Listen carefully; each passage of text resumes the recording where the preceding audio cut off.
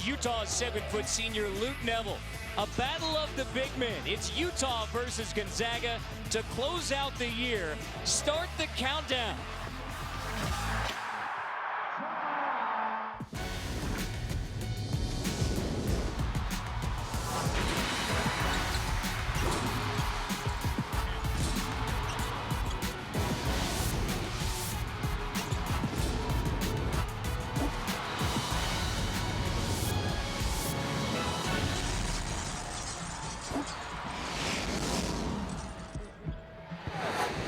Capital of the Beehive State, Salt Lake City, Utah. We close out the 2008 calendar year with a matchup of number 16 Gonzaga visiting the Utah Utes at John M. Huntsman Center in Salt Lake City.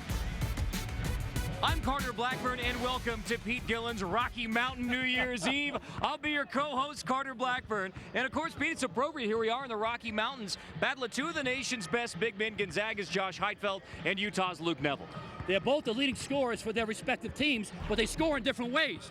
Josh Heitfeld can score inside or out. He's a tremendous three-point shooter. He can drive the ball to the basket. He also gets out on the fast break and fills the lanes and scores. Luke Neville, on the other hand, scores in close to the basket. He's a wrecking machine inside. He has great hands. He has excellent moves inside. He moves well without the ball. If he gets the ball close to the basket, it's history. Well, with Heitfeld and Neville scoring like that inside, drawing defenses, that creates opportunities for the guys in the backcourt. Jeremy Pargo from Gonzaga is one of the best point guards in the country. He can really score inside. He's got great moves going to the basket. He can hang in the air and score anywhere on the court. He's also a terrific penetrator. He can get in the lane and penetrate, and he finds his guys. He has over 7 assists per game. He's also an unbelievable athlete on the break. He can steal the ball and send it in with anybody in the country. He's one of the best guys in the country at the point. Now, Tyler Koepke is a guy who plays for Utah. He played for the Canadian national team last year. Tremendous deep three-point shooter. He can shoot the ball off the dribble. He can shoot it off the catch. He's a tough, gutty little guy. He can also get the ball all the way to the rim. He's got a big challenge tonight, guarding Jeremy Pargo. Y'all get the bubbly ready. We ring in the new year with Gonzaga versus Utah. Thanks for making us your New Year's Eve date. 2007, these teams got together in Spokane, Washington. It was a 2-point win for Gonzaga. New Year's Eve 2008, we're in Salt Lake City for Gonzaga versus Utah. Let's take a look at the starting lineups first for the 16th ranked Gonzaga Bulldogs, who are 8-3 on the season, coming off a loss to Portland State. It's Jeremy Pargo and Matt Bolden in the backcourt. Micah Downs, who can shoot it, is the third guard, along with Heitfeld and Austin Day in the front court. For the Utah Utes, a 7-5 mark. Bora and Brown in the backcourt, although Durka will play the point in a 3-guard lineup. The big man in the middle, Luke Neville, with Kim Tilley, the starting power forward. Jim Boylan in his second year as head coach of the Utah Utes after 11 years in the NBA and a couple of stints at Michigan State. Gonzaga Bulldogs coached by Mark Few, now in his 10th year as head coach of the Gonzaga Bulldogs. They have been to the NCAA tournament every year with Mark Few as head coach.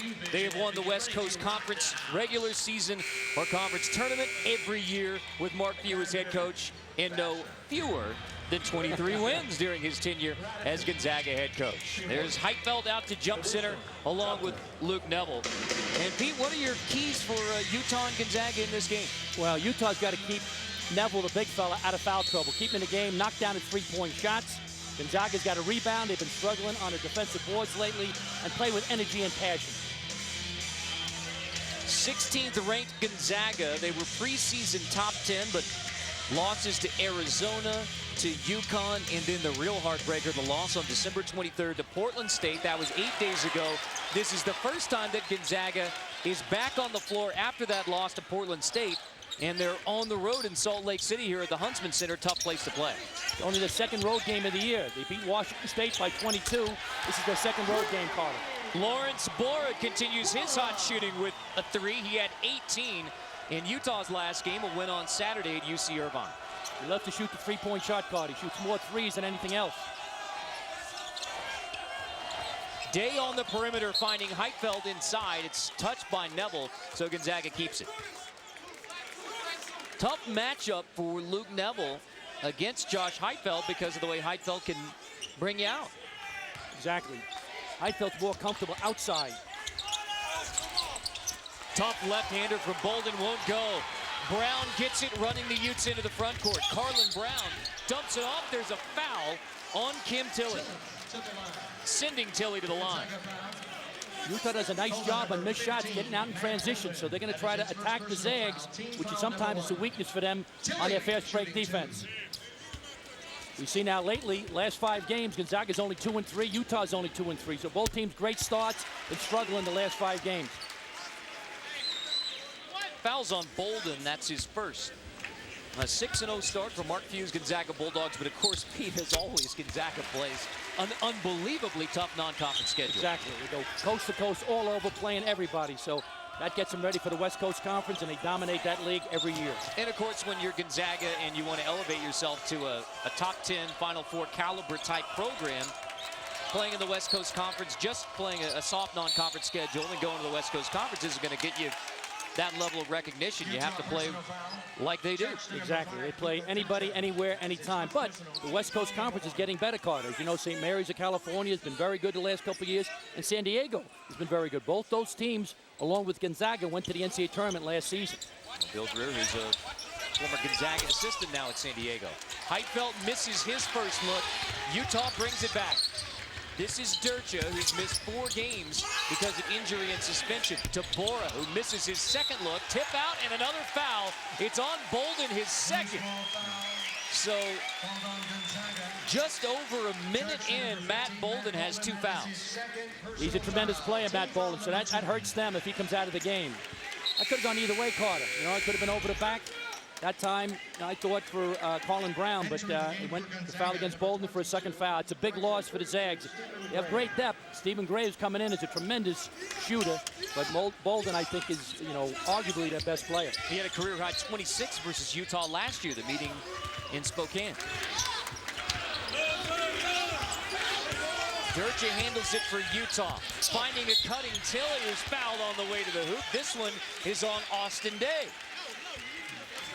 So 3 fouls against Gonzaga in the first minute 31.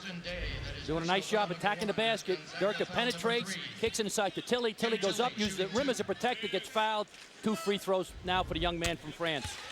Even though Tilly starts, he started all but 1 game. He plays only 17 minutes because of a rotation that Jim Boylan likes to use, where he brings in Sean Green at the post. You'll also see Tyler Koepke off the bench in the backcourt. Lob ahead for Heidfeld, who stepped on the line. Turnover Gonzaga. This is not the start the Bulldogs wanted. It's not the regular Gonzaga team that we're used to seeing. Once again, they haven't played now in a while, 10, 11 days, so they got to get together. I think they will, but right now they're struggling. So the Utah Utes got to jump on them, Carter, and get a cushion. A 7-0 start for Utah. A chance to add to it as Durcha leans in and misses. Heidfeld clears it. Hargo brings it up for Gonzaga. Gonzaga's got so many weapons they can score from all 5 positions. Another miss for the Zags as Heidfeld can't hit it. 0 for 3 from the floor. Spin move on the baseline. Lawrence Bora. Mark Few needs a timeout. A 9-0 start for Utah. The transition game of Utah now has been devastating. On a missed shot, they're coming down there in waves and waves, and Gonzaga's not getting back. Nice push ahead by Dawker. All right, finish inside by Borja. Great transition by the Utes. They push it, they're getting out there. Gamble by Jeremy Pargo to no avail. Nice finish by Borja in the lane. You know, the thing we heard over and over again from Gonzaga about that loss to Portland State from both the players and coaches was we didn't play with energy. We didn't play with a lot of pep in our step. A 9-0 start for Utah. This is not the energetic start that Gonzaga needed. Exactly. That was the thing. We talked today, you know, with Jeremy Pargo, their outstanding point guard. He says, hey, we got to play with energy.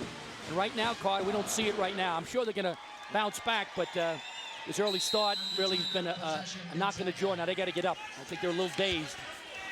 Now the seniors got to take over. Jeremy Pargo, the point guard, and Heidfeld got to take over and get them going. This is Gray on the wing, looking to the post for Downs. Instead, back out to Jeremy Pargo, the senior point guard from Chicago. Gives it up to the great sophomore Day. 0 for 4 from the floor to start for the Bulldogs. Durcha can't hang on. but it's touched by Gray, so Utah keeps it. Once again, that time they had an advantage. It looked like it was 5-on-4. So right now, Utah's outworking Gonzaga and outrunning them. Best wins for Utah over Ole Miss and Missouri State. They also had a couple bad losses to Southwest Baptist, the Division II school, and at Idaho State, which is, as you might imagine, a tough place to play.